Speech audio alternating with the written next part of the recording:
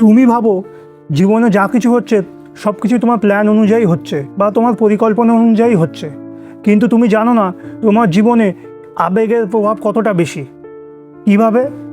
মাঝে মাঝে রেগে যাওয়া, মাঝে মাঝে খিটখিট করে ওঠা, নেতিবাচক চিন্তা আসা এবং সেই নেতিবাচক চিন্তার মাধ্যমে ভুলভাল সিদ্ধান্ত নেওয়া। আমাদের মানুষের অযৌক্তিক থেকে যুক্তিবাদী হতে গেলে প্রথমে বুঝতে হবে আমরা হলাম অযৌক্তিক প্রাণী। এটাকে এবার একটু বিস্তারিত জানা যাক। বিজ্ঞান অনুসারে আমাদের মস্তিষ্ক তিনটি অংশে বিভক্ত। একটা হলো রেপটিলিয়ান পার্ট, যা আমাদের শরীর নিয়ন্ত্রণ করতে সাহায্য করে। দ্বিতীয় হলো লিম্বিক পার্ট, যেখানে আমাদের আবেগ বা অনুভূতি উৎপন্ন হয়।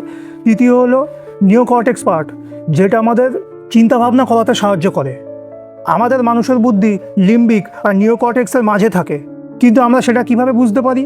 যখন আমরা কোনো ঘটনার সম্মুখীন হই তখন আমাদের দেহে অনেক কেমিক্যাল তৈরি হয় এবং সেই কেমিক্যালের মাধ্যমে ইমোশন তৈরি হয়। তখন সেই ইমোশনের মাধ্যমে লিম্বিক ব্রেন নিওকর্টেক্সকে সিগন্যাল পাঠায় সেই ইমোশনটাকে বা আবেগকে কথায় প্রকাশ করার জন্য। কিন্তু বেশিরভাগ সময় আমাদের ইমোশন নিওকর্টেক্সে সঠিকভাবে অনুবাদ হয় না বা নিওকর্টেক্স সঠিকভাবে অনুবাদ করতে পারে না। তখন ব্রেনের দুটি অংশের মধ্যে একটা মিসকমিউনিকেশন তৈরি হয়, যার ফলে আমরা অযৌক্তিক হয়ে পড়ি বা ইর্যাশনাল হয়ে পড়ি এবং রিয়্যাক্ট করতে শুরু করি।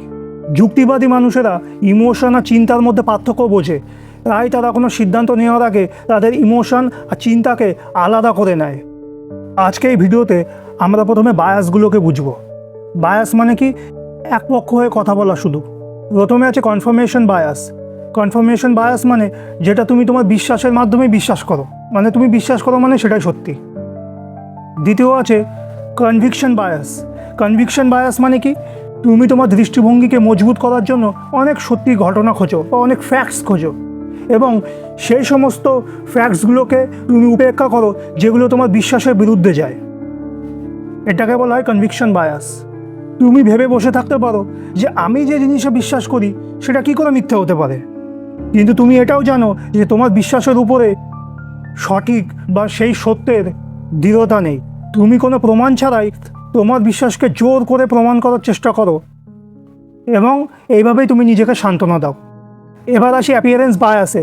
অ্যাপিয়ারেন্স বায়াস বলতে যখন তুমি কাউকে বিচার করো তার পোশাক আশাক বা জামা কাপড়ের মাধ্যমে, বা সেই ব্যক্তিটাকে বাইরে থেকে দেখে তুমি তাকে বিশ্বাস করে নিলে সে কেমন, তার ভিতরে না জেনে। এটাকে বলে অ্যাপিয়ারেন্স বায়াস, অর্থাৎ উপস্থিতির মাধ্যমে কথা বলা। এবার আসি গ্রুপ বায়াসে।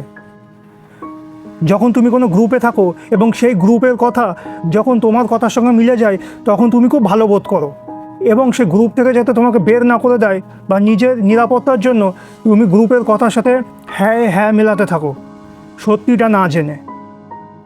এবার আসি ব্লেম বায়াসে। ব্লেম বায়াস বলতে যখন তুমি তোমার দোষটা অন্যের ওপর চাপিয়ে দাও। তারপর সুপিরিয়রিটি বায়াস। সুপিরিয়রিটি বায়াস হচ্ছে যখন তুমি নিজেকে খুব সেরা মনে করো, মানে বলেন আমিই সেরা। যখন তুমি নিজেকে খুব সেরা মনে করো বা তোমার মতো তো কেউ হয়ই না সেই রকম চিন্তাভাবনা রাখো, সেটাকে বলা হয় সুপিরিয়রিটি বায়াস, মানে যে সবার উপরে আছে। এবার আমরা জেনে নেব কোন কোন বিষয়গুলি আমাদের অযৌক্তিকতা বাড়িয়ে তোলে। প্রথমত, শৈশবে জন্ম নেওয়া ভয়, যেটা এখনও আমাদের সঙ্গে থাকে।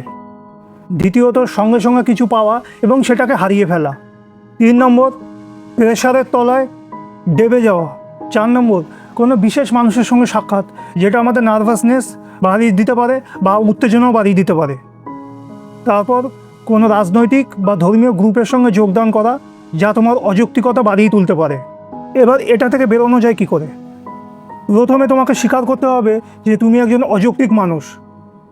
তোমার মধ্যে ইর্যাশনালিটি আছে, তোমার ভিতরে এই সমস্ত বায়াস তৈরি হচ্ছে বা উত্তেজনা তৈরি হচ্ছে তোমার অজানা থেকে। তারপরে তুমি তোমার রিয়াকশনের দিকে নজর দাও। তুমি নিজেকে এই প্রশ্নটা করো, কেন কিছু কিছু ক্ষেত্রে আমার রিয়াকশান এরকম হয়ে যায়, বা কিছু কিছু বিষয়ের ক্ষেত্রে বা কোনো কোনো বিষয়ের উপরে আমার রিয়াকশানটা এরকম থাকে। অন্যদের চিন্তাধারা বদলাতে যেও না, সবাই নিজের চিন্তাধারায় বাঁচতে চায়। ঠিক যেমন তুমি তোমার চিন্তাধারা অন্যের উপর প্রয়োগ করতে চাও এবং তারা তোমার কথা শোনে না, তখন যেমন তোমার রাগ হয় এবং এর ফলে তুমি নিজেও অসন্তুষ্ট হয়ে পড়বে। তাই অন্যকে পরিবর্তন করার চেষ্টা করো না, যে যেমন আছে সে তেমনই থাকুক। তুমি অন্যকে পরিবর্তন করতে গিয়ে তোমার নিজেরই বহুমূল্য সময় নষ্ট করবে।